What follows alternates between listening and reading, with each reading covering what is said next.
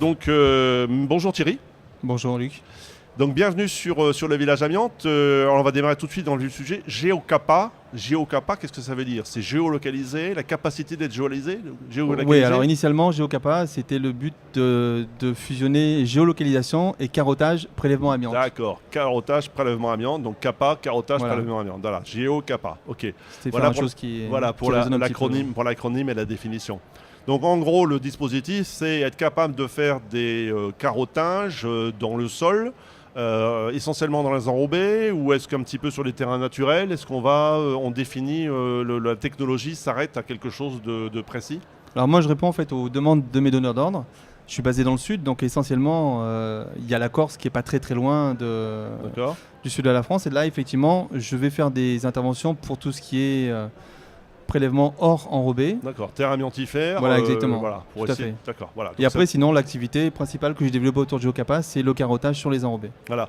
Est-ce que ce dispositif qui est mis en place, est-ce que c'est quelque chose qu'on peut considérer comme innovant, ou est-ce qu'il est simplement efficace parce qu'on a rassemblé un ensemble d'outillages et de procédures sur un endroit à roulettes? Est-ce que c'est quelque chose qu'on considère aujourd'hui comme innovant, ou c'est quelque chose qui fait que simplement se mettre en place et se développer, qui répond à une demande?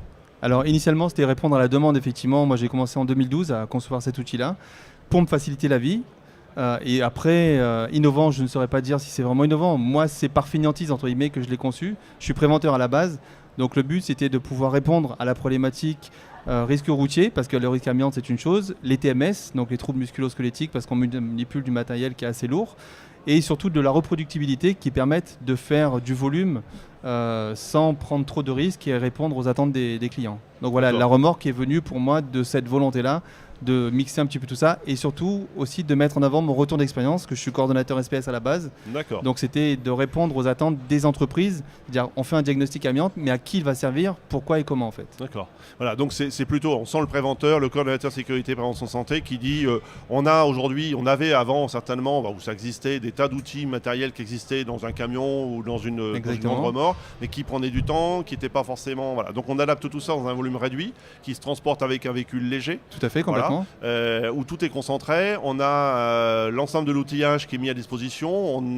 On est en sécurité aussi par rapport à la route. On n'a pas à descendre un outillage chenillard ou quoi que ce soit, laisser le camion en dehors. Tout ça se fait en restant quasiment sur place. Tout à fait. La remorque embarque en fait toute l'initiation. Voilà, on n'a pas besoin de descendre l'appareil, il est dans la remorque. Voilà, donc il n'y a pas de manipulation importante de préparation. On s'installe, donc on réduit le temps aussi certainement. Exactement. En fait, l'installation, entre le moment où on vient se positionner, le moment où le carottage est fait, on repart, il s'est passé 10 minutes. D'accord. Et carottage rebouché en fait. Voilà, donc efficacité dans l'intervention, mais aussi la sécurité, puisque là on est en secteur, on ne va pas interdire la circulation sur la totalité, on vient par contre la dévier et respectant le code de la route, d'une intervention localisée et momentanée. Donc voilà, on n'a pas besoin, je suppose, d'avoir des conditions et des autorisations spécifiques pour bloquer la route. On intervient en mode chantier mobile, donc par rapport à ça, on a certaines latitudes. Et effectivement, par exemple, les arrêtés de circulation, on en est dispensé la plupart du temps par les mairies qui ne veulent pas s'embêter à faire de la paperasse pour rien. Et l'autre raison pour moi aussi de tout mettre sur une remorque, c'était de pouvoir dupliquer en fait l'outil de façon à le mettre à disposition des adhérents du réseau que j'ai créé, GeoCapa nationalement, et de faire en sorte que chaque utilisateur ait le même outil à disposition et surtout qu'il soit conforme au respect de la réglementation amiante, c'est-à-dire les prélèvements sous section 4 en fait. Voilà, parce que en dehors de ça, évidemment, comme on ne sait pas, on n'a pas le résultat, on considère par principe par défaut, et donc on dit là, on fait une procédure section 4 et on en tirera les conséquences en fonction du résultat et de l'analyse. Alors il n'y a pas que l'amiante, puisque effectivement HAP, ça veut dire quoi déjà? Hydrocarbures aromatiques polycycliques. Voilà. Et pourquoi on associe souvent les enrobés à ça? C'est que la demande est systématique, ou est-ce que c'est spécifique? En fait, c'est un autre risque. Dans les enrobés, il y a, on va dire, comme une recette de Coca-Cola, des composés chimiques, donc que sont les HAP, qui peuvent se libérer au moment où on vient dénaturer l'agrégat et se libérer dans l'atmosphère. Et ces composés-là, à forte teneur, sont nuisibles en fait pour la santé aussi des intervenants. Voilà, donc c'est quasiment systématique où on demande, où il y en a des fois on demande que l'amiante ou que HAP. Alors, ceux qui veulent faire des économies ne demandent que l'amiante, et ceux qui veulent anticiper sur l'étendue d'une analyse des risques plus exhaustive, en fait, demande amiante et HAP. Oui. Ce qu'il faut ne pas oublier non plus, c'est que les HAP sont à prendre en compte pour l'évacuation des déchets. En fait. On peut ne pas avoir de l'amiante, mais avoir un taux de HAP qui dépasse le seuil réglementaire. Et ça, c'est très fréquent, en fait. Et on l'expose généralement même de 500 à 1000 fois Donc il faut gérer aussi les déchets sous cet angle-là. D'accord. Donc aujourd'hui en développement, Geocapa, c'est combien un petit peu d'utilisateurs et de remorques qui fonctionnent en France aujourd'hui? Alors aujourd'hui, Geocapa, c'est 17 remorques propres. Oui. Et ensuite, j'ai 4 indépendants qui ont acheté la solution, dont Socotec France, en fait, à qui j'ai vendu le matériel et la solution informatique, en fait, aussi que j'ai développé pour la cartographie. Donc aujourd'hui, on a en France 17 plus 4 remorques, en fait, qui permettent de mailler le territoire et de répondre à tout type d'appel d'offres en fait, ou de consultation, de un carottage jusqu'à 40 ou 50 par jour, par remorque en fait. Donc on peut traiter du gros volume. Donc effectivement, comme l'acte de carottage est géolocalisé, on sait effectivement le transposer facilement sur un itinéraire, sur des portions de chaussée ou de terrain. Hein. Aujourd'hui, en fait, j'ai utilisé tous les outils modernes qui permettent de géolocaliser facilement aussi bien la partie préparation en amont de carottage que l'exploitation des données pour l'utilisateur. D'accord. En gros, dans les résultats qui sont donnés depuis alors ça a démarré en 2012, mais en efficacité, l'année dernière sur 97, aujourd'hui, combien en totalité on a en pourcentage de prélèvements? C'est toujours une question qui m'intéresse, en prélèvement et en résultat, combien de pourcentage à peu près positif en amiante? Alors, purement amiante, on va parler que de ça. Objectivement, sur la France entière, j'ai moins de 3% de retour positif en fait. Voilà. Essentiellement chrysotile au niveau des fibres et quelquefois un peu actinolie tous les deux. D'accord. Et on sait, ça confirme effectivement des doutes qu'on avait sur un type d'enrobé, sur des types de roues ou de revêtements particuliers. Alors pas du tout, à ce niveau-là, j'ai moi été le premier surpris. Oui. Au début, voilà, on pensait que la cartographie qui avait été un petit peu faite par le BRGM était indicative en se localisant à proximité des carrières. Mais il m'arrive de trouver dans certains petits villages en fait complètement paumés, on va dire, quelques mètres carrés en fait d'enrobés amiantés qui sont venus on ne sait pas comment, mais qui posent problème aux donneurs d'ordre. Donc c'est des retouches quoi. Hein, on a retouché l'enrobé avec des produits qui viennent d'ailleurs. Ouais. Et voilà. Par contre on ne sait pas aujourd'hui avec la patine les repérer d'une façon spécifique. Moi sincèrement depuis 2012 avec l'expérience nationale, je suis incapable de prédire a priori tel secteur géographique va être positif et tel autre non. D'accord. On a des surprises en fait. Et en aspect de matériaux, on n'arrive pas absolument pas. Absolument pas. On ne peut pas dire voilà tel granu, tel non, enfin moi à mon niveau je suis pas capable. On n'est pas capable de dire voilà. Est-ce que le type de route ou de chemin, on est plutôt dans des chemins à très grande circulation ou vraiment ça peut être des chemins vicinaux qui ont été réparés? Alors c'est plus des voies à forte circulation effectivement, mais ça ne peut pas être que des autoroutes par exemple ou des nationales. On peut avoir des fortes circulations dans certaines agglomérations, grandes agglomérations. Par exemple moi j'habite à Aix-en-Provence et il y a un boulevard un petit peu périphérique dans le centre-ville qui a été identifié comme amianté ces derniers temps, alors que 90% du territoire d'Aix-en-Provence en fait ne contient pas d'amiante. D'accord. Alors donc ça c'est une chose. Dernière chose, est-ce que aujourd'hui on peut prédire au rythme où vont les différentes analyses, un moment de stabilisation où on pourra arriver à prédire justement dans tel type, une cartographie, pas une cartographie, pardon, un inventaire et une typologie, dire tel type de route, tel type, on a X chances d'en trouver ou pas. Est-ce qu'on arrive à faire ce système de typologie de route ou pas? Alors pour ça, il faudrait que les donneurs d'ordre jouent le jeu et qu'on mette en place une base de données en fait aussi qui permet de recentraliser. Le BRGM devait a priori travailler un petit peu là-dessus. Est-ce que c'est une idée qui pourrait être séduisante? Est-ce que le BRGM pourrait pouvoir récolter dans sa cartographie des terres amiantifères? Il faudrait un projet style carto-amiante effectivement sur les enrobés. C'est tout à fait possible. Pour l'instant, c'est pas en cours. On n'a pas entendu parler de carto-amiante sur les enrobés.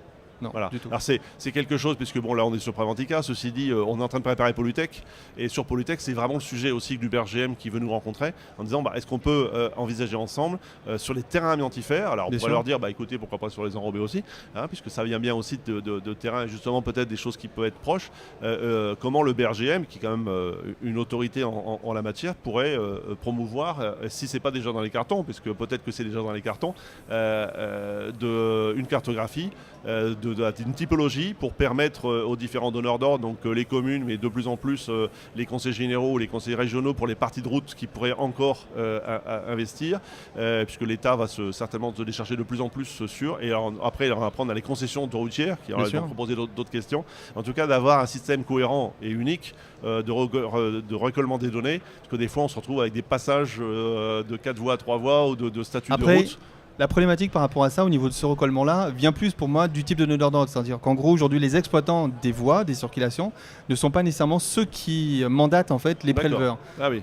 Par exemple, aujourd'hui, moi j'ai beaucoup plus de demandes de sociétés de TP, de travaux publics, qui viennent me solliciter parce que justement les donneurs d'ordre, donc les gestionnaires de route, sont défaillants se reposent sur eux.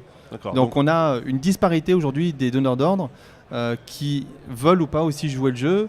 Et l'autre souci vient essentiellement du nombre de carottages en fait à réaliser. Cette mission est encore assez souvent considérée comme affaire à l'économie. Donc la réglementation aujourd'hui n'existe pas non plus pour imposer, comme pour les bâtiments, un nombre de carottages en fonction de surface. On peut très bien avoir un chantier qui va faire 10 000 mètres et pour lesquels on ne demandait qu'un seul carottage. Donc c'est pas assez homogène en fait. Il y a une norme en préparation par rapport à ça. Complètement, tout à fait. Et plus c'est des arrêtés qui doivent sortir. Oui. Voilà, les arrêtés qui ne sortiront que si la norme est sortie. C'est un petit peu l'enjeu. Est-ce que là-dessus on a des informations? Est-ce qu'on a une date qui est proposée? Parce que le 1er octobre semble apparemment pas du tout tenable. Est-ce qu'on a entendu parler dans le milieu d'un arrêté, d'une date de parution? Non, pas encore. Et l'autre problématique qu'on a, c'est que les enrobés sont des matériaux multicouches. Donc il y a beaucoup aujourd'hui de donneurs d'ordre qui aussi font l'économie, qui demandent une analyse de la carotte entière. Donc on n'est pas capable d'identifier précisément, au stade que tu évoquais, la cartographie précise. On peut très bien avoir une carotte par exemple qui est amiantée, mais si on n'a pas fait analyser toutes les couches, on ne saura pas à quelle profondeur. La demande d'analyse, c'est un mélange, on fait un amalgame. Effectivement, c'est ça. Ça c'est un petit peu idiot. C'est un peu idiot et tous les laboratoires n'analysent pas encore aujourd'hui non plus sur la même méthodologie. D'accord. Donc une analyse qui va être faite par un type de laboratoire qui aura une sensibilité géologique va plus aller au fond du problème, je dirais, qu'un laboratoire type bâtiment. Donc il y a encore beaucoup à faire à ce niveau-là. Il y a encore beaucoup à faire, d'accord. Le risque quand même, est-ce qu'on a des niveaux d'empoussièrement connus en cas de présence d'amiante? Alors je ne sais d'ailleurs pas la teneur, d'ailleurs, est-ce qu'on a une analyse quantitative de présence d'amiante dans les enrobés qui sont utilisés? Dans la littérature, en fait, on estime qu'il n'y a pas eu plus de 2% d'enrobés amiantés en fait, qui ont été mis en œuvre pour ceux qui contenaient de l'amiante. Donc c'est assez hétérogène et l'autre problème que l'on a, c'est en fonction du volume. Comme c'est un matériau qui n'est pas homogène, raboter ou retirer 100 mètres carrés ne va pas générer les mêmes risques que faire une autoroute sur plusieurs kilomètres. Est-ce qu'on a dans l'enrobé, dans le dispositif lui-même, si on a une couche qui fait, je sais pas, 3, 4, 5, 6 cm, on a donc un volume, est-ce qu'on arrive à faire des études et des pourcentages de présence et de quantité d'amiante? On sait le faire dans un mastic, on sait le faire dans une dalle de sol, on a dans un fibrociment, est-ce qu'on sait le faire dans l'enrobé? Certains laboratoires vont vers ce type de finesse d'analyse en fait. Mais encore une fois, tout ça, ça a un coût et le donneur d'ordre... donc on n'a pas, c'est pas, on sait aujourd'hui classer en quantité, on sait la quantité de l'amiante dans certains types de produits classiques du bâtiment, amiante 10%, dans le fibrociment c'est assez facile, 90% dans le flocage, ça c'est les grands dada des extrêmes. On a des dalles de sol qui ont contenu entre 3% et 15% ou 20% d'amiante, on a des peintures jusqu'à 40% d'amiante, l'enrobé aujourd'hui on ne sait pas. On ne sait pas, c'est le laboratoire Echrome en fait justement qui a proposé ces derniers temps une nouvelle typologie d'analyse en fait qui permettrait de quantifier ce pourcentage-là. Voilà. Mais encore une fois après ça va être... Comme on ne sait pas ça, on ne sait pas extrapoler avec le niveau d'empoussièrement lié au pourcentage de matériaux. Est-ce qu'on a un niveau quand on scrape, effectivement on a des résultats qui sont faits sur des terrains, des enrobés? Est-ce qu'on a des taux d'empoussièrement qui ont été reconnus ou pas? Alors ça, les mesures au niveau des mesures code du travail, effectivement, il y a certaines mesures qui ont été faites. On va dire qu'en règle générale, pour un carottage par exemple, en fonction de la méthodologie, on va être entre 0 et 5 fibres par litre. Quand on va réaliser des travaux sur les enrobés, on peut dépasser les 500-600 fibres par litre assez facilement en fait. Tout va dépendre aussi de la méthodologie, encore une fois, d'intervention sur le matériau. D'accord. Donc on va se placer aujourd'hui en niveau 2 quasiment systématiquement dès lors où on ne sait pas trop, puisque la méthode d'agression, effectivement, de travail, elle est assez agressive. Donc voilà, on peut travailler au mouillé, on peut travailler des tas de choses, mais on risque de travailler tout de suite en niveau 2. Bon.